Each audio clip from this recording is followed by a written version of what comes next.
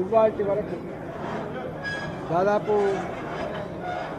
40 సంవత్సరాల పైబడి పాలించిన party Congress party. Congress party Revanth Reddy ముఖ్యమంత్రి కాగానే పుట్టిన పార్టీ కాదు. కాంగ్రెస్ పార్టీ 100 సంవత్సరాల చరిత్ర కలిగిన పార్టీ.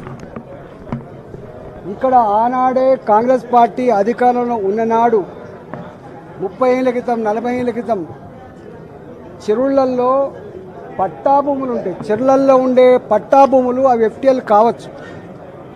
వాటికి పేదలకు పట్టాలు ఇచ్చి ఇల్లు కట్టించిండ్రు, వాటికి పర్మిషన్లు ఇచ్చి లేఅవుట్ చేసుకొని ఇచ్చిండ్రు.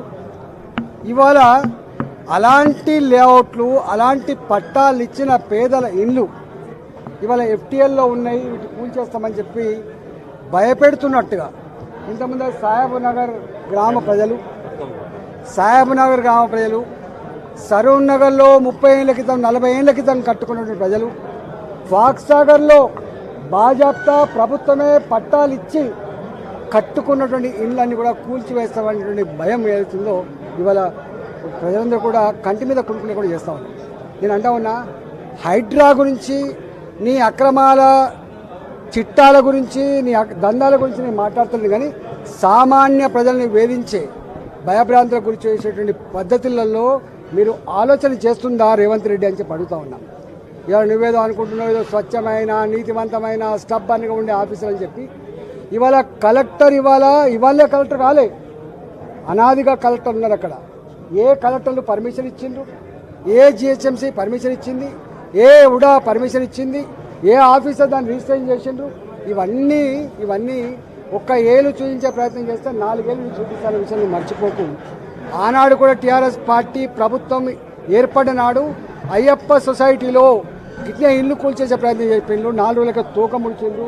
ఆ తదుపరి ఏం చేసిండ్రో ఆనాటి హైదరాబాద్ ప్రజానికానికి తెలుసు. ఇవాళ మీరు కూడా ప్రజల సమస్యలు పరిష్కరించే దమ్ము లేక, వాటి మీద చర్చించేటువంటి వెసులుబాటు లేక ఇవాళ ప్రజలు డైవర్ట్ చేయడం కోసం ఇదొకటి ఎత్తుకున్నావు. దీని మీద తప్పకుండా ప్రజలు ఆలోచన చేస్తూ ఉన్నారు. నేను ఒకటే కోరుతున్నా, నీకు నిజంగా దమ్ముంటే హైదరాబాదులో ఎన్ని చెరువులు ప్రభుత్వమే మొత్తం పూర్తి చేసి, బతుకమ్మ కుంట ఎవరు పూర్తి చేసిండ్రు? ప్రభుత్వం పూర్తి చేసింది. ఇలా కరీంనగర్లో ఒక 4 చెరువులు ఉండే, ప్రభుత్వం పూర్తి చేసింది. ప్రభుత్వం పూర్తి చేసిన చెరువులన్నీ ఇవాళ ప్రభుత్వమే ఈ ఎఫ్టీఎల్ జాగాలలో పర్మిషన్ ఇచ్చిన శ్వేతపత్రం విడుదల చేయాలి. దానికి ఒక పద్ధతి పెట్టాలి తప్ప రాత్రి పోయి దొంగల్లాగా మిషన్లు పెట్టి కూలగొట్టే, సామాన్యులు కూలగొట్టే పద్ధతి మంచిగా. కూలగొట్టు, నువ్వు పెద్దలే కూలగొడుతున్నావు, సంతోషం. ఇంకా పెద్దలు అనేక మంది ఉన్నారు, కూలగొట్టు, సంతోషం.